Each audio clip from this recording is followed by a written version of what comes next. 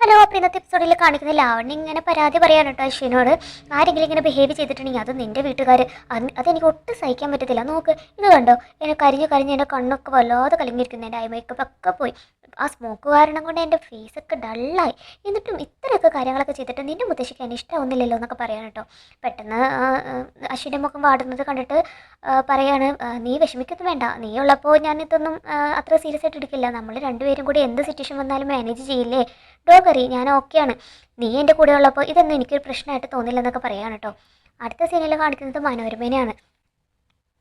മനോരമ ഇങ്ങനെ മോഹൻ്റെ അടുത്ത് ഇങ്ങനെ ഓരോന്ന് പറയാണ്, ഞാൻ ഉണ്ടാക്കിയ ഫുഡ് ഇന്ന് വരെ കൊള്ളില്ലെന്ന് ആരും പറഞ്ഞിട്ടില്ല.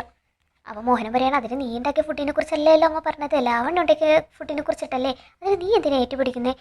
അതെ, ലാവണ്യ കിട്ടാണ് അറിയുന്നതെങ്കിലും കൊള്ളുന്നതേ എനിക്കിട്ടാണെന്ന് നിങ്ങളുടെ അമ്മക്ക് നല്ലോണം അറിയാം, അതുകൊണ്ട് അവർ ആഹാരത്തിൽ കുറ്റം പറഞ്ഞത്. ഞാനൊരു കാര്യം പറഞ്ഞേക്കാം, മര്യാദക്ക് നിങ്ങളുടെ അമ്മേനോട് പൊളൈറ്റായിട്ട് പെരുമാറിക്കോളാൻ പറയണം, അല്ലെങ്കിലുണ്ടല്ലോ എൻ്റെ സ്വഭാവം നിങ്ങൾക്കറിയാലോ. പെട്ടെന്ന് സുഭദ്രാമ ഇങ്ങനെ ബാക്കിലൂടെ വരുവാണ് കേട്ടോ. പക്ഷെ ഇതൊന്നും കാണാതെ മനോരമ ഇങ്ങനെ പറഞ്ഞുകൊണ്ടിരിക്കുകയാണ്. മോനിങ്ങനെ കണ്ണുകൊണ്ടെത്തി അമ്മ അമ്മ എന്നൊക്കെ പറയുന്നുണ്ട് കേട്ടോ.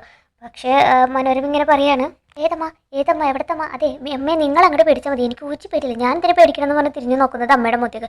അയ്യോ അമ്മ ഇപ്പോൾ വന്നു, എന്താ മനോരമ നിർത്തി കഴിഞ്ഞത്, ബാക്കിയോടെ ഇങ്ങനെ പോരട്ടെ, ഞാൻ മര്യാദ നിന്നില്ലെങ്കിൽ നീ എന്ത് ചെയ്യുന്ന പറയുന്നത്, എന്നെ ഇനി വല്ല അനാഥാലയത്തിലെങ്ങാനും കൊണ്ട് നടത്തലാനാണോ നിന്റെ പരിപാടി എന്നൊക്കെ ചോദിക്കണം കേട്ടോ അമ്മ.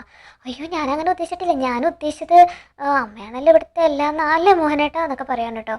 പെട്ടെന്ന് ശ്യാമ എന്നിട്ട് പറയാണ്, അതെ അമ്മേ, കാര്യം എന്താണെന്ന് ഞാൻ പറയാം, ആൻറ്റി ഉണ്ടാക്കിയ ഫുഡാണെന്ന് അറിഞ്ഞു വെച്ചിട്ട് മുത്തശ്ശി കുറ്റം പറഞ്ഞില്ലേ, അത് ആൻറ്റിക്ക് ഇഷ്ടപ്പെട്ടില്ല, അതിൻ്റെ സങ്കടത്തിലെ ആൻറ്റി വെറുതെ പറഞ്ഞതാ, മുത്തശ്ശി അത് കാര്യമാക്കണ്ട.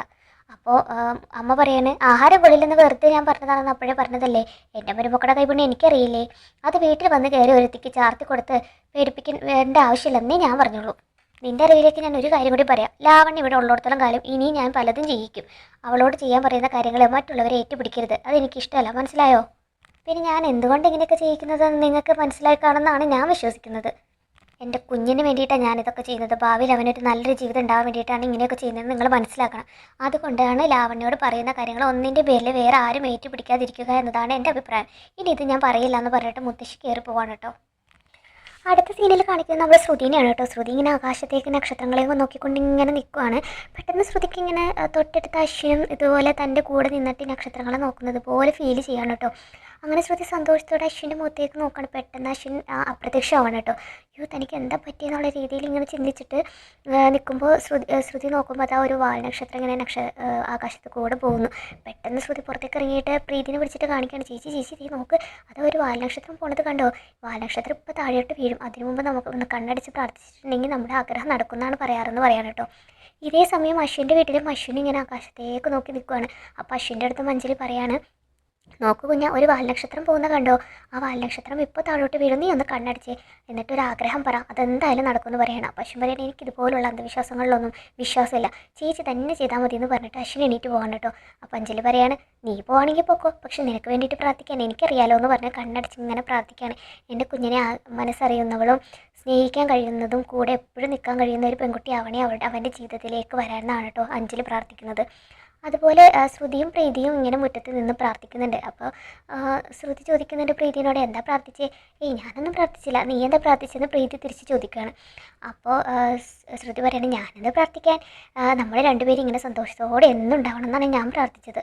ഇനി നോക്കിക്കോ, നാളെ നമുക്ക് നല്ലൊരു കച്ചവടം ഉണ്ടാവും നമ്മുടെ കടയിൽ, അതോടുകൂടിയിട്ട് നമ്മൾ എന്തായാലും വിജയിക്കും ഇതിലെന്നൊക്കെ പറയാം കേട്ടോ. അപ്പോൾ പ്രീതി പറയാണ്, ഞാനും അതൊക്കെ തന്നെയാണ് പ്രാർത്ഥിച്ചത്, പിന്നെ നമ്മുടെ അച്ഛനും അമ്മയൊക്കെ എന്നും സന്തോഷത്തോടെ ജീവിക്കണം, നമ്മുടെ അച്ഛക്ക് കട തിരിച്ചു കിട്ടണം, ചേച്ചി സന്തോഷത്തോടെ ഇരുന്നു, എല്ലാ കാര്യങ്ങളും നമുക്ക് സാധിച്ചെടുക്കാൻ കഴിയുമെന്നൊക്കെ പറയാൻ കേട്ടോ. അടുത്ത സീനിൽ കാണിക്കുന്നത് ശ്രുതിയെക്കുറിച്ച് ആലോചിച്ച് ഉറക്കം വരാതെ ഇങ്ങനെ കിടക്കുന്ന ശ്യാമിനെയാണ് കേട്ടോ. എൻ്റെ ശ്രുതി, നിന്നെ പിരിഞ്ഞ് ഒരു നിമിഷം പോലും നിൽക്കാൻ വയ്യാത്ത അവസ്ഥയാണ് എനിക്ക്, ഇങ്ങനെ പോയി കഴിഞ്ഞാൽ ഞാൻ എന്ത് ചെയ്യും, നീ നാട്ടിലേക്കൊന്ന് പോയിരുന്നെങ്കിൽ ഞാൻ അങ്ങോട്ടേക്ക് മാറിയേനായിരുന്നു, അങ്ങനെയായിരുന്നെങ്കിൽ എനിക്ക് വിഷമങ്ങളൊന്നും ഉണ്ടാവില്ലായിരുന്നു എന്നൊക്കെ ഇങ്ങനെ ചിന്തിക്കുകയാണ് കേട്ടോ. പെട്ടെന്ന് അഞ്ജലി അങ്ങോട്ടേക്ക് വരാണ്, ശ്യാമേട്ടൻ ഇതുവരെ ഉറങ്ങിയില്ലേ, ഞാൻ വിചാരിച്ചു നല്ല ഉറക്കമായി കാണുന്നു, ഉറങ്ങാൻ വേണ്ടി കിടന്നത്, പക്ഷെ എത്ര ശ്രമിച്ചിട്ട് എനിക്ക് അങ്ങോട്ട് ഉറങ്ങാൻ കഴിയുന്നില്ല. പെട്ടെന്ന് അഞ്ജലി, അയ്യോ എന്ത് പറ്റി, തലവേദന ഉണ്ടോ, ഞാൻ പാമ്പ് വരട്ടി തരട്ടെ എന്നൊക്കെ പറയാണ് കേട്ടോ. അപ്പോൾ ശ്യാം പറയണേ, എൻ്റെ പൊന്നോ ഒന്നും വേണ്ട പൊന്നെ, നീ വിചാരിച്ചാലേ ഈ പ്രശ്നത്തിനൊരു പരിഹാരം ഉണ്ടാക്കാൻ പറ്റത്തില്ല. അപ്പോൾ അഞ്ജലി പറയാണ്, അതെന്താ, ഞാൻ വിചാരിച്ച ശ്യാമേട്ടൻ്റെ ജീവിതത്തിൽ ഒന്നും സന്തോഷത്തോടെ ഒരു കാര്യം നടക്കില്ലെന്നാണോ, ഇതൊക്കെ കേൾക്കുമ്പോൾ എനിക്ക് എന്തൊരു വിഷമമുണ്ടെന്നറിയോ. അയ്യോ നിന്നെ സങ്കടപ്പെടുത്താൻ പറഞ്ഞതല്ല മോളെ, അവസ്ഥ അതാണ്, മനസ്സെന്തോ ഒട്ടും ശരിയല്ല. പാവം അഞ്ജലി ശ്യാമിൻ്റെ മനസ്സൊന്നും അറിയാതെ ഇങ്ങനെ എന്താ പറ്റിയത്, ഓഫീസിൽ ടെൻഷനുണ്ടോ എന്താണെന്നൊക്കെ ഇങ്ങനെ അന്വേഷിച്ചുകൊണ്ടിരിക്കുകയാണ് കേട്ടോ.